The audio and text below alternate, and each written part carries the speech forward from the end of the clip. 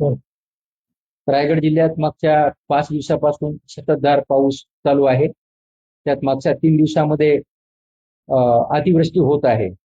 अशा परिस्थितीमध्ये शासनाच्या मार्फत सर्वतोपरी उपाययोजना करण्यात येत आहेत. लोकांना वेळीच अलर्ट करण्यात येत आहे.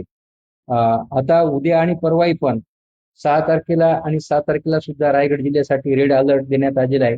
या पार्श्वभूमीवरती माझी रायगड जिल्ह्यातील सर्व नागरिकांना विनंती आहे की नदीच्या काठावरती असलेल्या गावांनी नदीच्या पुराचा धोका असलेल्या घरामध्ये किंवा निवाऱ्यामध्ये न राहता आपण सुरक्षित ठिकाणी स्थलांतरित व्हावे.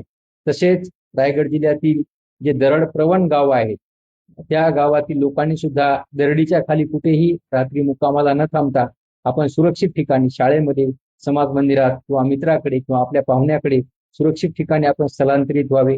कोणत्याही परिस्थितीमध्ये रात्रीच्या वेळी आपण दरडीच्या खाली कुठे मुक्काम करू नये असे मी कळकळीची विनंती आणि आवाहन सर्व नागरिकांना करतो. सततच्या पावसामुळे दरडीवरची माती पाण्यामध्ये मिक्स होऊन वाहून जाऊन दगड खाली घसरण्याची शक्यता असते आणि दरड घसरण्याची शक्यता असते. त्यामुळे सर्वांनी या गोष्टीची काळजी घ्यावी आणि शासनाच्या या आव्हानाला सहकार्य करावं.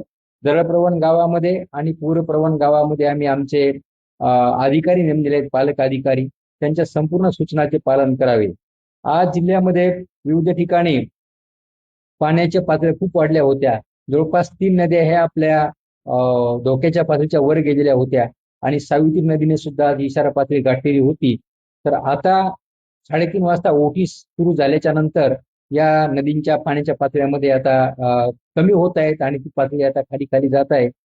तरी पण सततचा पाऊस चालू आहे. रात्रीतून जर पाऊस वाढला तर आणखी पण आपण सावध राहणं आवश्यक आहे. आपल्या नद्यांना येणारा जो पाणी आहे ते महाबळेश्वर आणि लोणावळा या ठिकाणी जवळपास 175 मिलीमीटर पाऊस आज दिवसभरात झालेला आहे.